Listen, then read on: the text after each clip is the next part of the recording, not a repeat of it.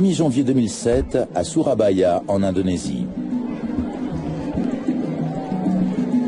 Pour le Nouvel An, des fêtes sont organisées à travers tout le pays.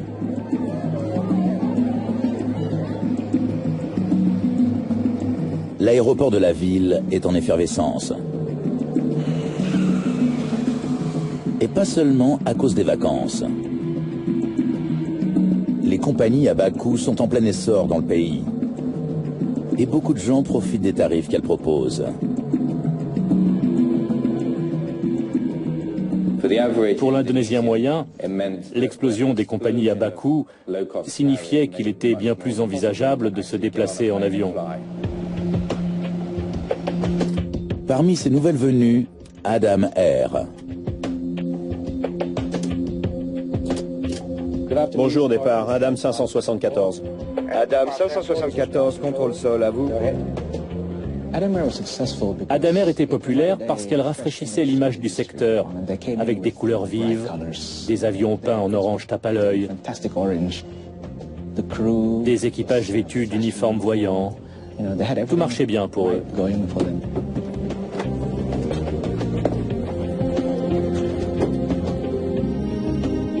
Le commandant de bord Refri Widodo, qui pilote depuis 6 mois chez Adam Air, assure ce jour-là un vol intérieur de courte durée.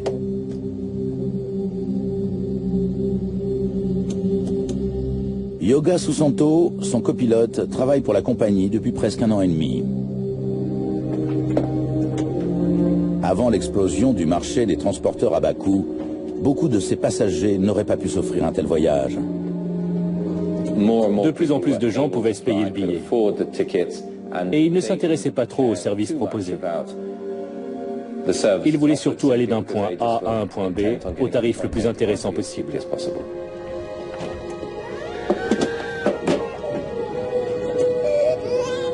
Il y a 96 passagers et 6 membres d'équipage à bord.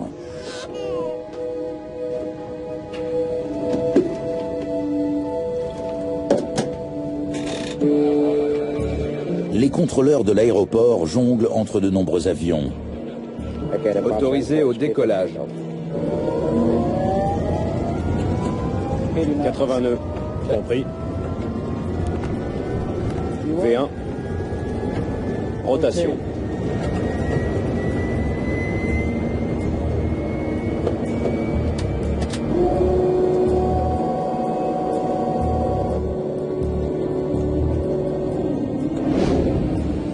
Ce vol de routine doit durer 2 heures. Il va de Surabaya sur l'île de Java à Manado sur l'île des Célèbes, à un peu moins de 1700 km au nord-est. C'est le début de la saison des pluies et le temps est imprévisible. Mais les météorologues s'attendent à des orages violents. Le commandant Widodo se doute qu'il va devoir affronter de mauvaises conditions climatiques. Tournez à droite, direct Fendo et montez au niveau 330. Tournons à droite, direct Fendo et montons au 330, Adam 574. Quelques minutes après le décollage, l'équipage branche le pilote automatique. Le calculateur de vol va faire suivre à l'avion un itinéraire préétabli pour rallier Manado.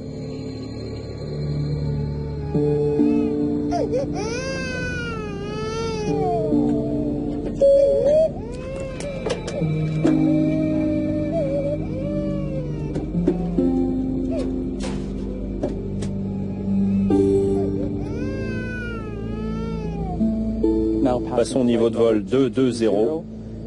Montons au 330. Reçu. Route directe Diola. Confirmé, route directe Diola 574. Depuis le sol, les contrôleurs aériens suivent l'avion sur leur écran radar et lui confirment qu'il est sur la bonne route.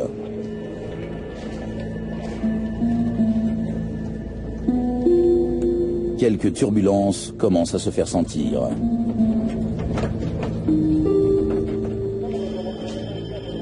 Après moins d'une demi-heure de vol, les aiguilleurs du ciel remarquent quelque chose d'inhabituel. Où va Adam Air? Mon Dieu, vers le nord. Le vol 574 a dévié de sa route et se dirige vers un violent orage.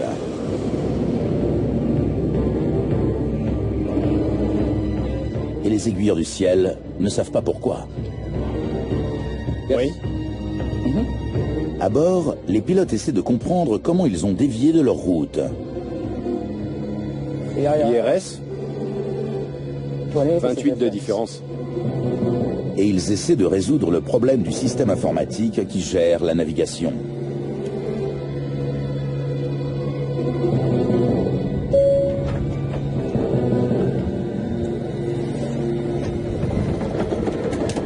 Votre attention s'il vous plaît, ici votre commandant de bord. Nous traversons une zone de turbulence. Veuillez retourner vous asseoir. Les contrôleurs essaient de remettre le vol sur la bonne route en lui donnant la direction de son point de cheminement suivant, appelé Diola. Adam 574, maintenez 350 direct Diola. Vous confirmez 350 direct Diola, Adam 574?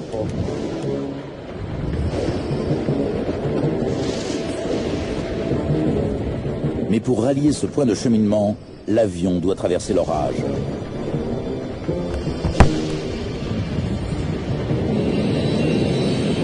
Des vents soufflant à près de 140 km/h se déchaînent contre la carlingue et l'avion est bombardé par la grêle et la pluie. Des éléments qui perturbent la visibilité. Mais les pilotes ne s'inquiètent pas seulement de la météo. Ils essaient toujours de comprendre le problème du système de navigation. Quel bazar! S'égarer au-dessus de l'océan est inquiétant. Parce que quand on perd ses instruments de navigation, ou la confiance qu'on a en eux, que peut-on faire? L'officier pilote de ligne, l'OPL, consulte le manuel de l'avion. On commence à voler n'importe comment. Le commandant ignore où il est et il a besoin qu'on lui indique la direction à suivre. Confirme notre position. Confirmez notre position. Reçu Adam 574, 125 000 nautiques de Mike Kilo Sierra. Vous traversez le radial 307 de Mike Kilo Sierra. Mike Kilo Sierra, c'est pas bon. Et l'orage ne fait qu'empirer. C'est fou. On va se perdre si ça continue. Le commandant veut contrôler la navigation à la place du calculateur de vol. Mets l'IRS sur attitude.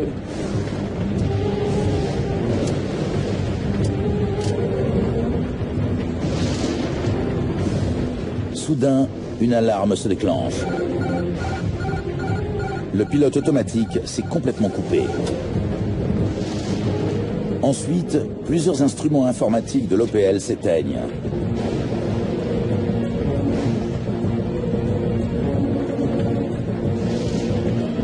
Et l'équipage ne remarque pas que l'avion est en train de s'incliner. Le 737 penche dangereusement d'un côté. Entre ça.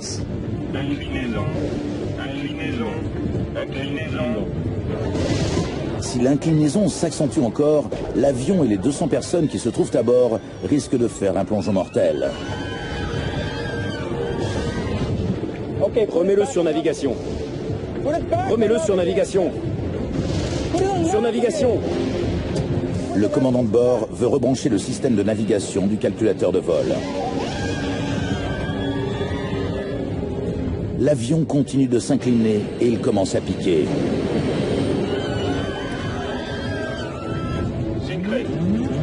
Une autre alarme indique au pilote un taux de descente excessif. Ne vire pas, c'est notre cap. Redresse. Redresse.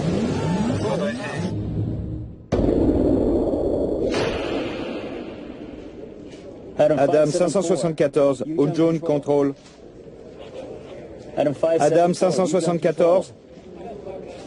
Adam 574, contact radar perdu. Appelez Ujun Control sur le 128 décimal 1.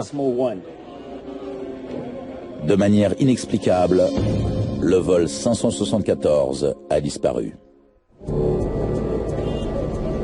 La nouvelle se répand rapidement. Le gouvernement indonésien mobilise des équipes de recherche pour le retrouver. Le général en chef de l'armée de l'air, Edi Suyanto, coordonne leurs efforts. Le 1er janvier 2007, j'ai reçu une notification verbale de la part de l'adjoint du responsable des opérations aériennes de l'armée de l'air, m'indiquant qu'un avion d'Adam Air n'avait pas atterri à Manado. Le KNKT, l'équivalent indonésien du bureau d'enquête et d'analyse, est lui aussi alerté. Il est chargé de découvrir les raisons des accidents d'avion. France Winas est chargé de l'enquête concernant le vol 574. Les premières étapes lors d'un accident d'avion ou d'un incident grave consistent à réunir toutes les ressources disponibles et à mettre sur pied une équipe avant de se rendre sur les lieux. Avec le contrôle aérien, les équipes de recherche essaient de localiser le dernier emplacement connu de l'avion.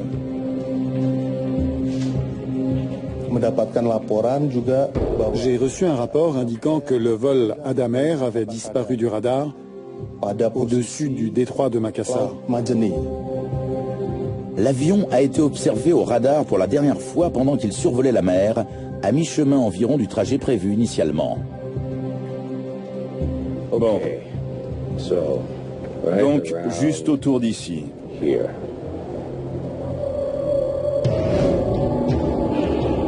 Mais l'avion a pu parcourir plusieurs centaines de kilomètres après avoir disparu des écrans. Il est impossible de déterminer où il se trouve. La disparition de l'avion a provoqué un choc, parce qu'à notre époque, personne ne s'attend à ce qu'une telle chose se produise. Ignorant l'emplacement exact de l'appareil, les secours définissent une zone de recherche. Sachant quelle quantité de carburant il y avait à bord, les enquêteurs calculent la distance que le 737 a pu parcourir à partir du moment où il a disparu. Si le dernier contact radar a eu lieu ici, l'avion n'a pas pu voler plus loin que ça. Plus de 3000 personnes recherchent le Boeing disparu. Mais au bout de 12 heures, elles sont toujours bredouilles. Puis, les familles et les amis des passagers reprennent espoir en apprenant que des survivants ont été retrouvés. Un rapport est arrivé signalant que l'épave de l'avion avait été retrouvée dans une région montagneuse près de Polewali. Il y avait une centaine de victimes et une douzaine de survivants. Les secours arrivent rapidement sur l'île des Célèbes dans l'espoir de ramener les survivants auprès de leurs familles. Mais les enquêteurs espèrent aussi découvrir ce qui s'est passé.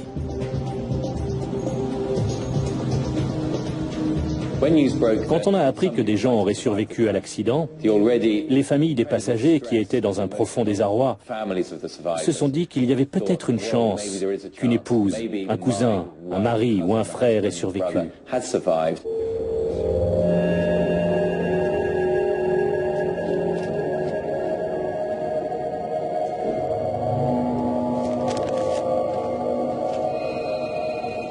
Mais en arrivant sur les lieux, les autorités découvrent que ces survivants n'étaient pas à bord de l'avion. C'étaient les survivants d'un ferry, pas d'un avion. Victime d'une tempête, ce bateau a sombré non loin de l'endroit où le 737 est censé être tombé. Les secours se retrouvent donc à la case départ. Les gens avaient repris espoir. Ils s'étaient rués à Makassar. Ils avaient trouvé un moyen de se rendre auprès de l'épave pour découvrir qu'elle n'était pas là. Pour les familles, la déception est terrible.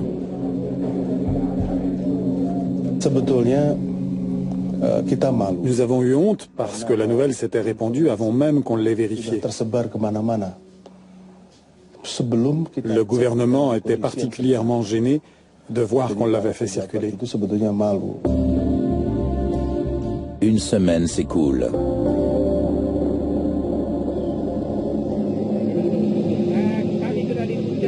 À chaque jour qui passe, les chances de retrouver des survivants s'amenuisent. On ne savait pas encore clairement où, comment et pourquoi l'avion était tombé.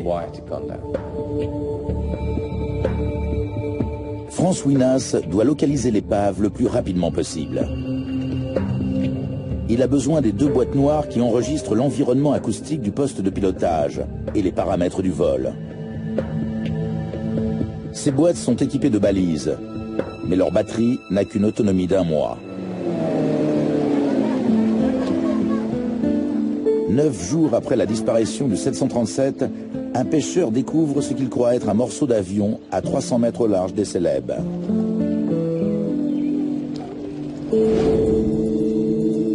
La pièce est expédiée jusqu'à une base de l'armée de l'air indonésienne pour analyse. Franz Winas conclut qu'elle faisait effectivement partie de la gouverne de profondeur d'un avion et l'examine pour savoir si elle se trouvait sur le 737 d'Adam Air.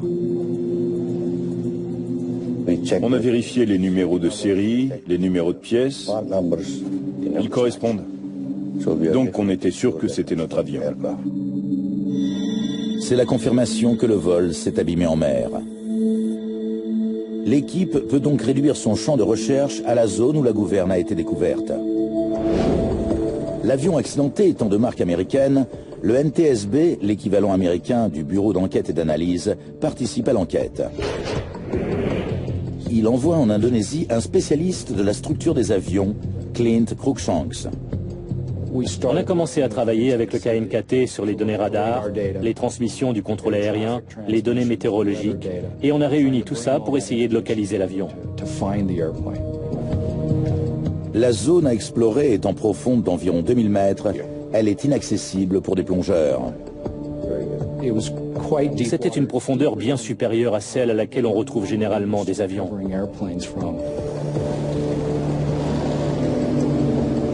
Le gouvernement indonésien veut que la compagnie aérienne finance le renflouage. Les enquêteurs rencontrent donc les représentants d'Adam Air.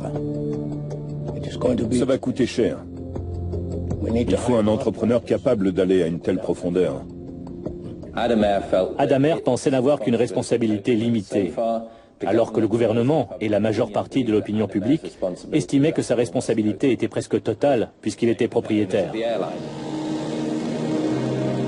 Mais Adam Air refuse de financer l'opération, ce qui marque le début de négociations interminables. Pour Franz Winas, ce n'est pas une bonne nouvelle. À moins que quelqu'un n'avance l'argent pour fouiller les fonds marins, le mystère du vol 574 ne sera jamais élucidé. Le coup est rude également pour les proches des victimes. Les familles voulaient évidemment savoir ce qui était arrivé à leurs proches.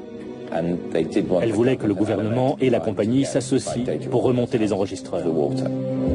L'enquête est dans l'impasse et le mécontentement du grand public ne fait qu'augmenter. Les gens critiquaient de plus en plus Adam Air et sa direction.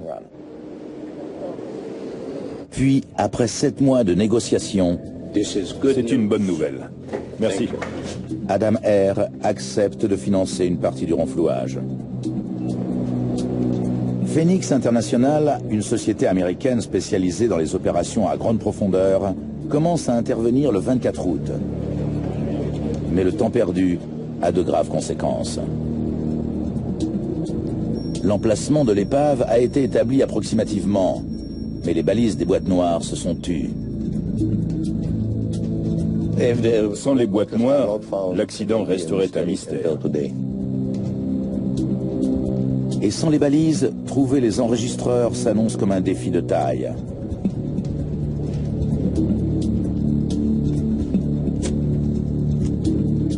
Qui plus est, Adam Air n'a avancé de l'argent que pour une semaine de recherche. Si on ne trouvait rien en 7 jours, c'était fichu.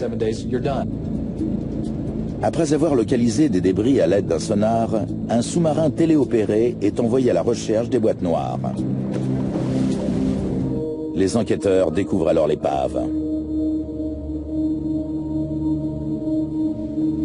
Cet avion est en miettes. L'état de l'avion illustre la violence du choc. Les petits fragments d'épave ne nous apprenaient rien quant à la raison de l'accident, mais ils indiquaient que le Boeing avait heurté l'eau à très grande vitesse. Je n'avais jamais vu un avion disloqué à ce point. 2 jours plus tard, Clint Cruikshanks repère quelque chose. Stop, tournez de 5 degrés. J'ai remarqué sur la gauche de l'écran quelque chose qui semblait orange. Et j'ai demandé à l'opérateur du robot de s'approcher. Bingo, c'est lui. Bon. On a compris qu'il s'agissait de l'enregistreur de paramètres. C'est une découverte capitale. Beau travail, Joe. Remonte-le. On était très contents d'avoir vu et récupéré une des boîtes. Non loin, il découvre l'enregistreur phonique. Stop, le voilà. À la fin de la semaine, l'opération de renflouage est terminée. Les enquêteurs espèrent avoir toutes les preuves dont ils ont besoin pour déterminer les causes du drame. Les boîtes noires étaient les seuls indices à notre disposition. On n'avait ni épave, ni témoin. Mais les enregistreurs ont reposé au fond de la mer pendant près de 8 mois. Peut-être sont-ils trop endommagés pour être exploitables. Peut-être ne fourniront-ils aucun renseignement.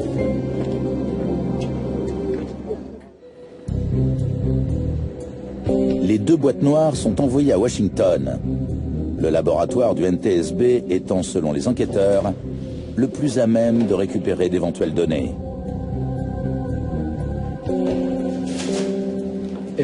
Si un enregistreur de paramètres est découvert dans l'eau de mer, il faut le nettoyer à l'eau douce et le stocker dans cette eau le temps qu'il arrive au laboratoire. Le sel et l'air provoquent une réaction chimique qui forme une couche de rouille susceptible d'endommager les composants électroniques des enregistreurs. En les maintenant dans l'eau douce, on retarde leur corrosion. L'importance de ces données dépend des circonstances de l'accident. Si on récupère des morceaux d'épave à analyser, on n'a pas forcément besoin des enregistreurs. Mais dans ce cas précis, où l'épave allait rester au fond de l'eau, il était essentiel de récupérer ces renseignements. Franz Winas arrive lui aussi aux États-Unis.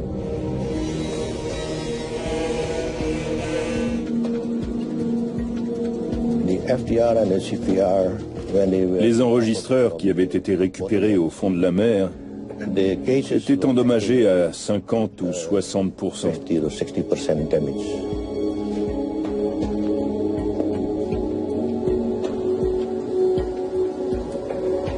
On a cru que la récupération des données poserait problème, mais ces enregistreurs étaient en fait moins abîmés que certains sur lesquels on avait travaillé.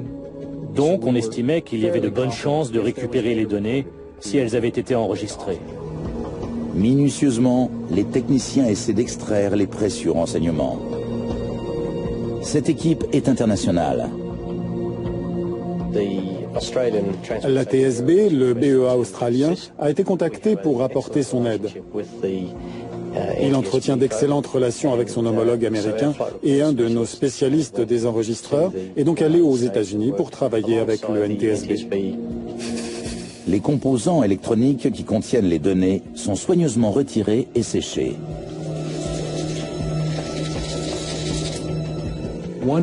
Ce qui nous inquiétait, c'était que le livret d'entretien indiquait que l'enregistreur de paramètres avait été inopérant au cours des semaines qui avaient précédé l'accident.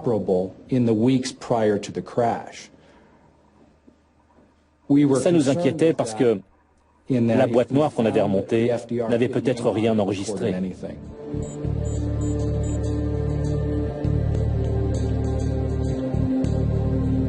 Les enquêteurs croisent donc les doigts.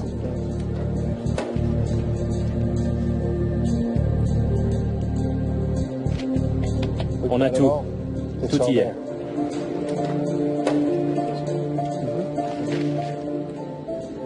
Quand j'ai su qu'on avait récupéré 100% des données, j'étais sûr qu'on établirait la raison de l'accident.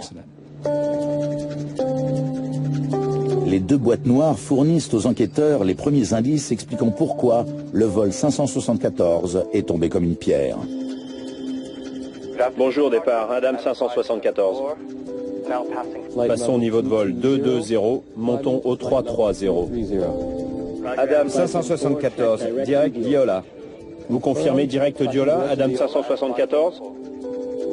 Les conversations dans le poste de pilotage indiquent que les pilotes savaient que le système de navigation les faisait dévier de leur route. L'IRS? 28 de différence. Elle dérive. Et qu'ils s'efforçaient de résoudre le problème. Quel bazar! Où va Adam Air? Mon Dieu, vers le nord. Adam 574, Mapney 350, direct Diola. Vous confirmez 350 direct Diola, Adam 574? Pour aller d'un point de cheminement à un autre, le calculateur de vol a besoin de connaître en permanence la position exacte de l'avion. Ce renseignement lui est fourni par l'IRS, la centrale à inertie. Elle surveille tous les ajustements de route pour calculer la position exacte de l'avion, information qu'elle transmet ensuite au pilote automatique. Le pilote automatique a besoin de savoir où se trouve l'avion et où il va. Il tire ses renseignements de l'IRS, qui lui communique la hauteur, le cap et la vitesse. Mais pour que cet appareil puisse connaître le cap de l'avion, il doit savoir d'où ce dernier est parti. L'IRS doit donc être réglé avant le décollage. Habituellement, l'équipage entre les coordonnées de la porte d'embarquement comme point de départ du calcul de l'ordinateur. Les enquêteurs se demandent si l'IRS a fait dévier l'avion de sa route, parce qu'on lui a donné de mauvaises coordonnées de départ. On vient de recevoir ceci. Pour le vérifier, ils examinent les données de l'enregistreur de paramètres. Les chiffres entrés à terre étaient bons. Oui. L'IRS a été réglé correctement avant le décollage du vol 574. Ça commence bien là. Mais pour une raison inconnue, l'IRS fait dévier l'avion presque dès le décollage. Et ça ne fait qu'empirer. J'aimerais vous montrer les livrets d'entretien. Les deux hommes se penchent sur l'historique de maintenance de l'IRS. Il y a plus d'une centaine de remarques. Regardez ça. Même élément. Même problème. Exact. De nombreuses plaintes ont concerné le système de navigation au cours des 3 mois précédents. Encore et encore. Les enquêteurs se demandent alors pourquoi la compagnie n'a pas réglé le problème. Dans le cas de cet avion, l'IRS aurait dû être retiré et envoyé à la maintenance pour réglage ou réparation.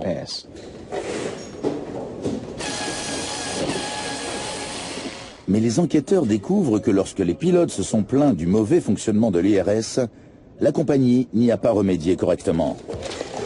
Cet appareil a été soit échangé contre celui d'un autre avion, soit nettoyé sommairement et réinstallé.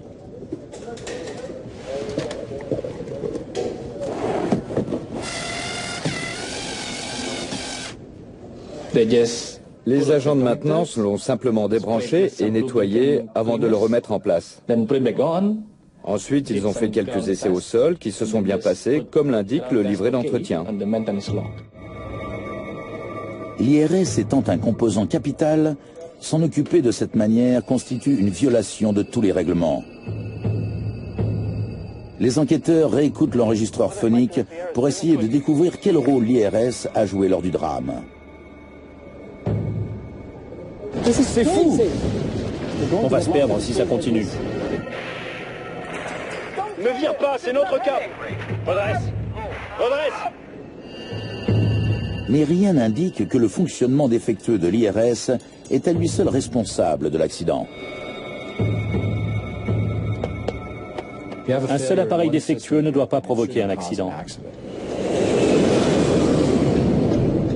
Les enquêteurs se demandent alors si le violent orage que l'avion a essuyé a contribué à l'accident.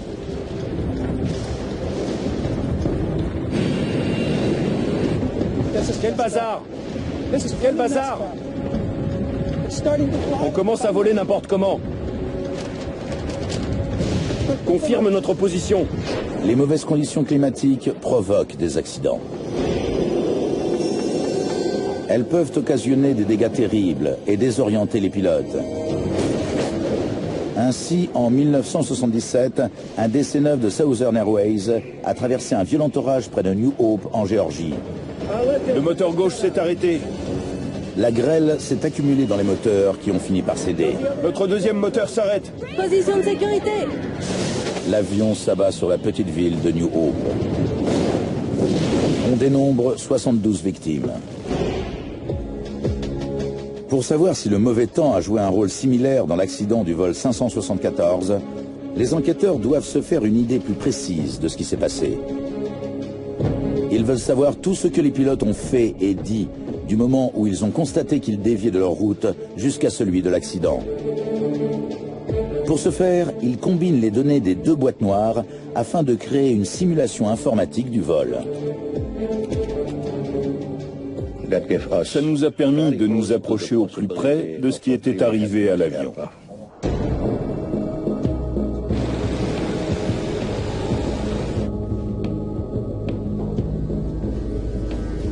De retour à Jakarta, les enquêteurs étudient la simulation.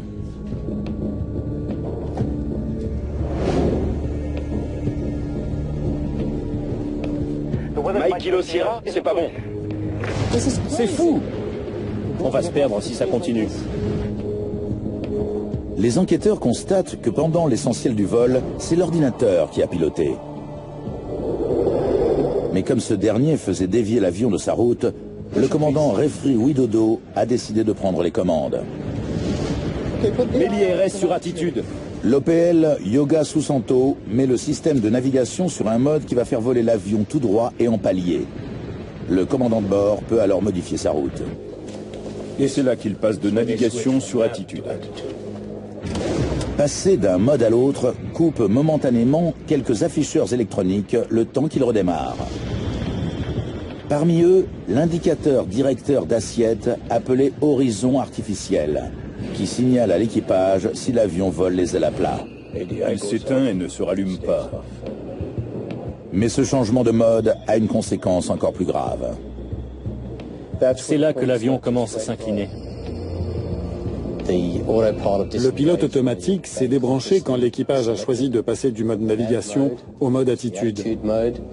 Ensuite, l'avion a commencé, de manière presque imperceptible, à basculer sur sa droite à raison d'environ 1 degré par seconde. Le commandant a oublié une étape capitale en changeant de mode. L'index des procédures, s'il vous plaît. Il aurait dû voler tout droit et en palier, le temps que l'ordinateur prenne en compte le nouveau réglage. Maintenez un vol rectiligne et stabilisé à vitesse constante jusqu'à ce que le mode attitude soit effectif. Approximativement 30 secondes. C'est dans le manuel. Tout pilote entraîné et qualifié sur Boeing 737-400 est considéré comme ayant une connaissance suffisante. Il doit donc savoir qu'en passant le bouton de navigation sur attitude, il faut maintenir les ailes de l'avion à plat pendant 30 secondes. Mais aucun des pilotes ne l'a fait. Cet oubli va se payer au prix fort. En effet, il a pour conséquence un arrêt complet du pilote automatique. Le calculateur de vol déclenche alors une alarme, mais les deux hommes n'en tiennent aucun compte. Et apparemment, ils ne remarquent pas que le pilote automatique est débranché. En quelques secondes, ce problème devient dramatique. Car les données indiquent que cet avion avait une tendance naturelle à prendre du roulis à droite. Comme les vieilles voitures, les vieux avions ne vont pas toujours en ligne droite. Pendant le début du vol, le pilote automatique avait corrigé cette tendance en relevant l'aileron de l'aile gauche. L'aileron est une surface mobile située sur l'aile qui permet de gérer l'ampleur du roulis à droite et à gauche. Mais une fois débranché, le pilote automatique a cessé de corriger et l'aileron s'est remis en position neutre. L'avion a donc de nouveau eu tendance à s'incliner à droite. Ils ne l'ont même pas remarqué. Dès lors, l'avion bascule sur le côté à raison d'1 degré par seconde. Concentré sur le problème du système de navigation et au milieu de nuages qui masquent complètement l'horizon, les pilotes ne se rendent pas compte que leur avion s'incline. Ce type de désorientation n'a rien de rare. Votre organisme se met à vous jouer des tours. Vos sens vous envoient des renseignements erronés, des sensations fausses. Vous avez l'impression de voler tout droit et les ailes à plat, alors que vous vous inclinez doucement sur un côté. Le 737 est programmé pour déclencher une alarme quand le roulis excède les 35 degrés. Inclinaison, inclinaison, inclinaison. D'après l'enregistreur de paramètres, le commandant a alors tenté de mettre les ailes à plat. Une alerte vocale annonce « inclinaison, inclinaison ». À ce moment-là, les deux hommes ont un peu repris les commandes, mais ils ne se sont pas remis à piloter. Persuadé que le pilote automatique maintient les ailes à plat, le commandant s'intéresse de nouveau au problème de l'IRS. Quand les pilotes se focalisent sur la panne de l'IRS, l'attention qu'ils portent à leurs autres tâches se réduit. À partir de là, les anomalies de l'IRS deviennent la seule et unique priorité du moment. Généralement, un homme s'occupe du problème pendant que l'autre s'occupe de l'avion. Mais là, les deux essayaient de régler le problème. Ils étaient même tellement absorbés qu'ils n'ont jamais remarqué ce qui se passait. C'est notre cap. Redresse. Redresse. Et les enquêteurs constatent que lorsque Refri Widodo prend les commandes, il ne fait qu'aggraver la situation. Alors que le 737 était fortement incliné sur sa droite, le commandant aurait dû mettre les ailes à plat avant de redresser le nez, mais il a fait le contraire. Il a tiré sur son manche avant de remettre les ailes à plat, ce qui a lancé le 737 dans un plongeon en spirale.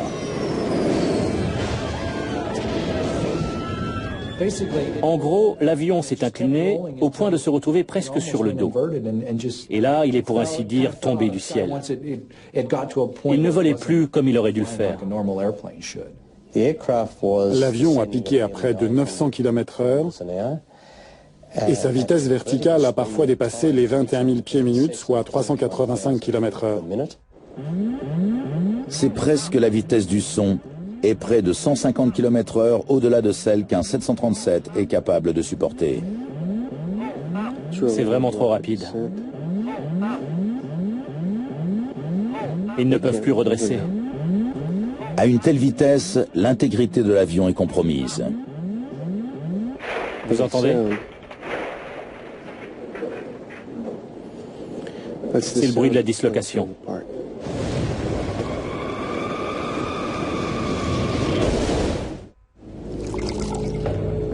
Les boîtes noires ont permis de découvrir comment le vol 574 s'est écrasé. Mais elles soulèvent des questions cruciales. Les erreurs se sont enchaînées. Les pilotes ont eu amplement la possibilité et le temps de rectifier cette situation. Les enquêteurs parviennent à une conclusion inquiétante. Le seul problème technique se situait au niveau du système de navigation, qui à lui seul n'a pas conduit à l'accident. Les défaillances les plus graves ont été celles des pilotes. Mais l'IRS sur attitude.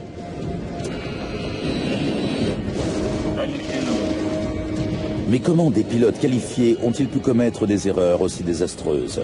Ne vire pas, c'est notre cap. Pour le savoir, les enquêteurs s'intéressent à la compagnie aérienne. Ce travail va jeter le discrédit sur l'ensemble du secteur du transport aérien indonésien.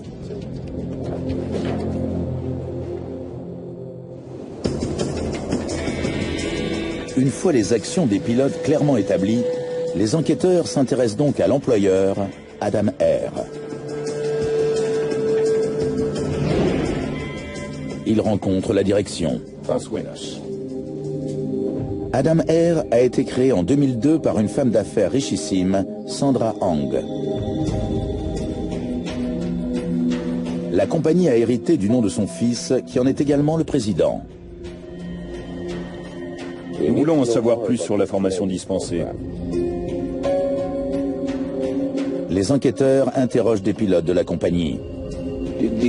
La compagnie a-t-elle fourni des formations sur les procédures de rétablissement en cas de défaillance de l'IRS? Non. Ils veulent savoir comment les équipages ont été formés. En matière de technique de rétablissement, de résolution des problèmes d'IRS? Non. Ce qu'ils découvrent est alarmant. On n'a trouvé aucune preuve indiquant que les pilotes étaient correctement formés pour faire face à un arrêt soudain du pilote automatique ou à une défaillance de l'IRS. Merci de m'avoir accordé de votre temps, messieurs.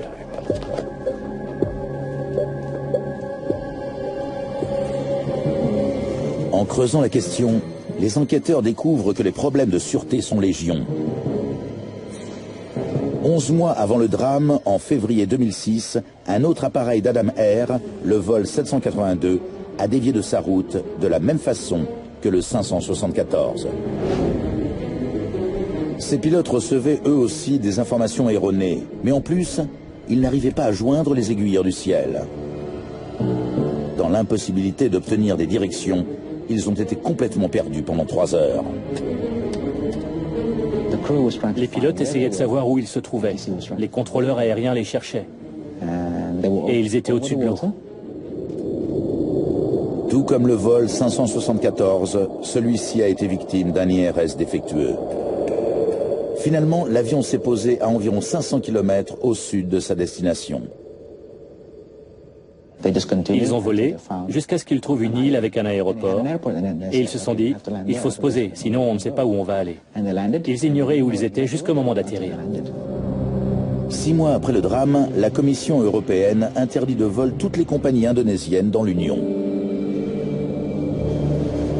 Ça a été un message très fort adressé au monde entier. L'Union européenne partait du principe que toutes les compagnies indonésiennes étaient peu sûres et qu'il valait mieux les éviter. En mars 2008, Adam Air est victime d'un nouvel incident. Cette fois, c'est dans la ville de Batam. L'avion a glissé hors de la piste et s'est arrêté. Mais c'est l'évacuation qui a été un peu bizarre. Les toboggans ne se sont pas déployés. Ça a été le dernier accident. Après, les gens ont dit « trop, c'est trop ». Les gens qui voulaient réorganiser le secteur aérien de fond en comble, le réformer et l'améliorer, ont été horrifiés de constater que non seulement la situation était catastrophique chez Adam Air, mais aussi que les autorités avaient permis qu'elle puisse se perpétuer et se dégrader. Juste après l'incident de Batam, le gouvernement indonésien suspend puis finalement retire sa licence à Adam Air. Mais apparemment, cette compagnie n'est pas la seule dans ce pays à avoir des problèmes de ce genre. Avant ce drame, il se produisait un accident grave tous les 12 à 18 mois dans le pays. Dans un bon nombre de cas, ils impliquaient des compagnies à bas coût autorisées à voler par le gouvernement. Il en existait plus d'une cinquantaine au moment du drame du vol 574. Le problème, c'est que l'essor de ces compagnies a eu lieu sans être correctement encadré et réglementé par le gouvernement. Des milliers de gens ont été embauchés par ces transporteurs alors qu'ils n'avaient pas assez d'expérience et qu'ils n'avaient pas été formés correctement. C'est ce que le rapport d'enquête sur l'accident du vol 574 a démontré. Ce bilan de sécurité médiocre oblige le gouvernement à intervenir pour améliorer la sûreté. Il note les compagnies en fonction de leur bilan et cloue au sol celles qui dérogent aux normes. Depuis cette réforme, il y a moins d'accidents mortels dans le pays. Mais 1 an et demi après l'entrée en vigueur de ces modifications, l'interdiction de l'Union européenne frappant les compagnies indonésiennes était toujours d'actualité. Les spécialistes de l'aviation pensent que la réforme pourrait aller plus loin. Il ne doit plus y avoir d'Adam Air, de compagnies qui cassent trop les prix et multiplient les risques pour le public. Parce que ce n'est pas ça que le grand public mérite. Il a droit à un moyen de transport aérien fiable et sûr.